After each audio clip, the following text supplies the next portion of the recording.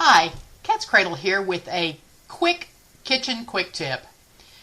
I was cleaning out my baking drawer and noticed that I had several different kinds of muffin tin liners. One came in a package that had a staple in it that I scratched my arm on, and I got to thinking that was ridiculous to be shuffling through looking for these. These little pastel cups came in this awful little plastic container that's ripped, and anyway, I was just tired of finding them all just lying around in my baking cabinet, and decided there had to be a better way.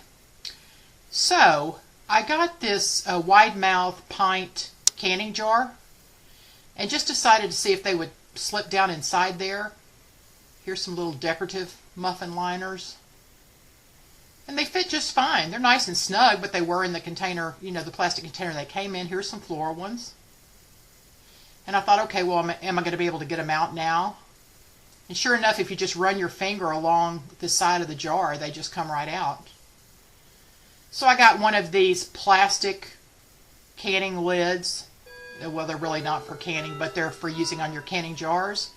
Got rid of all the wrappers, and then put one nice, neat, and tidy little container back in my baking cabinet. I hope this helps. Until next time, Katzcradul.